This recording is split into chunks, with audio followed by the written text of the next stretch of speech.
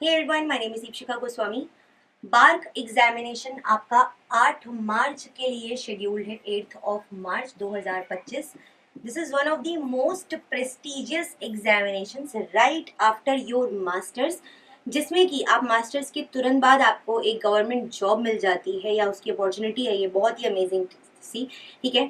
एक सिंपल सा एग्जाम देना होता है, गेट की तरीके का कहीं ना कहीं एग्जामिनेशन होता है. गेट से थोड़ा सा डिफिकल्ट, सीएसआईआर से थोड़ा सा कंपैरेटिवली इजी. क्या पैटर्न है, कितनी कट ऑफ जाती है, हालांकि कट ऑफ का video separately with the official cut off number शायद मैंने आप लोगों के लिए अपलोड कर दिया है, ऑलरेडी मेरे चैनल पर है, वो आप जाकर देख सकते हैं, ठीक है. बट हम यहाँ पर स्पेसिफिकली बात करेंगे इस एक वीडियो में about the pattern of bark.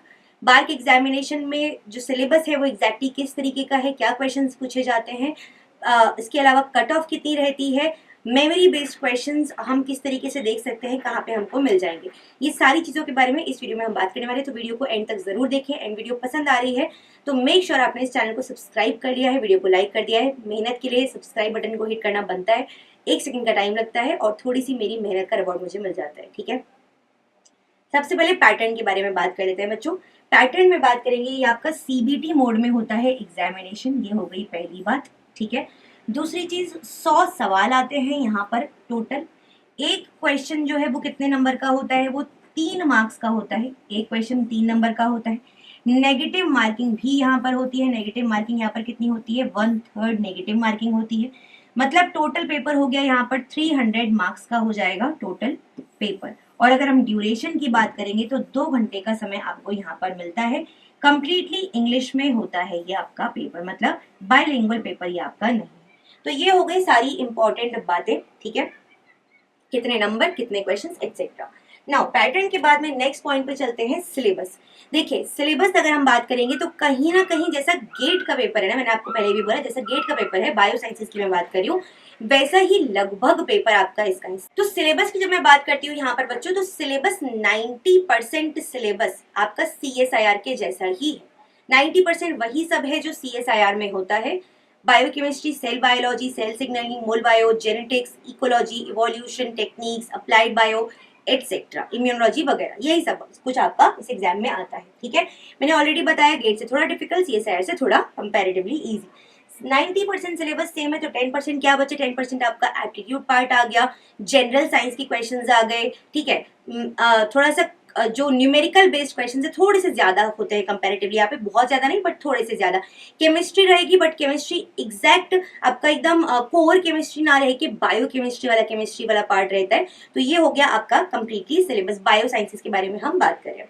अब इसमें भी आ जाता है कि मैम सबसे इंपॉर्टेंट एरियाज कौन से हैं जिन पे हमको फोकस करना होगा. तो सबसे ज्यादा इंपॉर्टेंट एरिया इसके लिए रहेगा बच्चों बायोकेमिस्ट्री, ठीक है. One of the most scoring unit यहाँ पर हो जाती है बायोकेमिस्ट्री, जिसको आपको बहुत डिटेल में पढ़ना है. उसके बाद one of the most important units यहाँ पर आ जाएगी आपकी मॉलिक्यूलर बायोलॉजी, ठीक है. मॉलिक्यूलर बायोलॉजी, मॉलिक्यूलर बायोलॉजी के लिए के बाद में one of the most important units यहाँ पर आ जाएगी आपकी techniques. Then there will be plant physiology, then there will be आपका जेनेटिक्स, बल्कि इसके पहले मैं बोलूंगी सेल वाला पार्ट, जो सेल बायो वाला पार्ट है, सेल सिग्नलिंग वाला पार्ट है, और इसी में आपका इम्यूनो भी आ जाता है, ठीक है. ये सारे पार्ट्स यहाँ पर हो जाएंगे, ठीक है. उसके बाद अगर हम देखेंगे और कुछ इंपॉर्टेंट एरियाज में, सो आई थिंक इम्यूनोलॉजी से काफी क्वेश्चंस यहाँ पर पूछे जाते हैं, ठीक है. इम्यूनोलॉजी को आप अच्छा खासा एक इंपॉर्टेंट एरिया मान सकते हो, तो उसको मैं यहीं पे असाइन करी हूँ. इम्यूनो को one of the most important areas में ये भी आ जाएगा. तो ये कुछ एरियाज है जो सबसे ज्यादा इंपॉर्टेंट है. बाकी हम सिलेबस के बारे में ऑलरेडी बात कर चुके हैं, कौन सा सिलेबस आपको यहाँ पर, ये किस तरीके का सिलेबस यहाँ पर रहता है बच्चों, ठीक है. नेक्स्ट बात कर लेते हैं यहाँ पर हम कट ऑफ के बारे में. तो कट ऑफ की अगर मैं बात करती हूँ तो मैं आपको पहले ही ये चीज बता चुकी हूँ कि अपने सेपरेट वीडियो में ऑफिशियल कट ऑफ मैंने आपको दिखा दी थी. बट अगर हम यहाँ पर स्पेसिफिकली बात करें ईयर बाय ईयर, तो आपको पता है 300 नंबर का आपका पेपर है, ठीक है.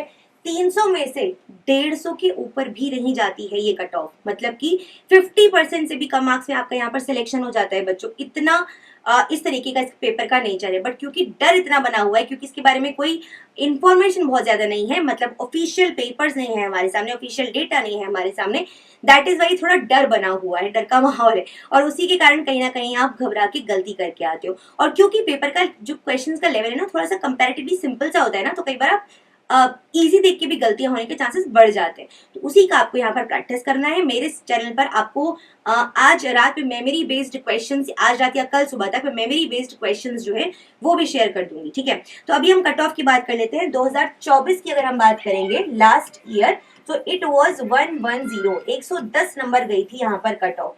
और अगर हम देखेंगे यहाँ पर category wise cut off in general नहीं होती है, ठीक है। तो ये हो गया आपका 2024 का डेटा। 2023 की अगर हम बात करेंगे, सो द नंबर वाज आपका 101 नंबर गई थी कट ऑफ, ठीक है। अगर हम बात करेंगे 2022 की, सो 2022 का डेटा एक्चुअली नहीं अवेलेबल है, मैंने आपको वहां पे भी दिखाया था ऑफिशियल, उसमें इट वाज नॉट अवेलेबल। 2021 की बात कर लेते हैं, तो इट वाज 122 मार्क्स, 122.5 मार्क्स गई थी कट ऑफ। 2020 की अगर हम बात करते हैं, तो यहाँ पर आप देख सकते हैं इट वाज 105 मार्क्स, मतलब 120 125 नंबर के ऊपर आपकी कट ऑफ नहीं गई है कभी। तो सिंपल है, अगर आप 150 नंबर 50% भी टारगेट करके जाते हो नेगेटिव मार्किंग को कम से कम रखते हुए, तो भी आपके अच्छे खासे चांसेस है बच्चों की आपका सिलेक्शन यहाँ पर हो जाएगा, ठीक है। तो ये हो गई इंपॉर्टेंट बात रिगार्डिंग दी कट ऑफ। अब बात आती है मेमोरी बेस्ड क्वेश्चंस। मुझे मैम मेमोरी बेस्ड क्वेश्चंस या फिर क्वेश्चंस कहाँ से मिलेंगे मुझे, है ना। तो इसके लिए बहुत सिंपल है, मैं अपने चैनल पर आज रात में आपको प्रोवाइड करवा दूंगी कुछ मेमोरी बेस्ड क्वेश्चंस की लिस्ट, ठीक है। तो ये जो आपके क्वेश्चंस होंगे ये लगभग 3 से 4 साल के प्रीवियस ईयर क्वेश्चंस होंगे। इसका डेटा मैंने ऑलरेडी रेडी कर लिया है, ठीक है। मोस्टली कल सुबह तक, मतलब कि आज आई थिंक 5 तारीख है, यस 6 की मॉर्निंग तक आपको इसका डेटा मिल जाएगा। एक साथ पूरा डेटा नहीं होगा, धीरे धीरे मैं वीडियोस अपलोड करूंगी, उनको आप देख कर जाइए, उससे आपको बहुत हेल्प मिलेगी। किस टाइप के क्वेश्चंस आते हैं समझ पाओगे आप, प्लस ये जब ये समझ में आ जाए किस टाइप के क्वेश्चंस आ रहे हैं, तो कहीं ना कहीं उन एरियाज के अराउंड पढ़ के जाओगे, ठीक है। So this is it for this particular video. I hope आपको वीडियो पसंद आया हो बच्चों। मेक श्योर अगर आप वीडियो को देख रहे हैं, पूरा देख रहे हैं, इससे आपको बेनिफिट मिल रहा है, तो चैनल को जरूर सब्सक्राइब करें। ये छोटी सी रिवॉर्ड बोल सकते हो मेरी मेहनत के लिए, जो मैं आप लोगों के लिए करती हूँ, है ना। तो इतना सा काम आप कर ही सकते हो, उसमें बहुत ज्यादा समय नहीं लगता कुछ आप लोगों के लिए, बट सब्सक्राइब बटन हिट करने से मुझे जरूर पता चलता है कि हाँ इतने बच्चों ने देखा है वीडियो और इतने बच्चों ने उसको सब्सक्राइब किया है, ठीक है। तो दिस इज इट। बाकी टेलीग्राम को जरूर ज्वाइन कर लीजिएगा, लिंक आपको डिस्क्रिप्शन बॉक्स में मिल जाएगा, वहां पर मैं इसका PDF भी आपको प्रोवाइड करवा दूंगी। This is it from my side. अपना ख्याल रखिए, खूब मेहनत से पढ़ाई कीजिए। Will see you in the next video guys, तब तक के लिए टेक केयर एवरीवन, बाय।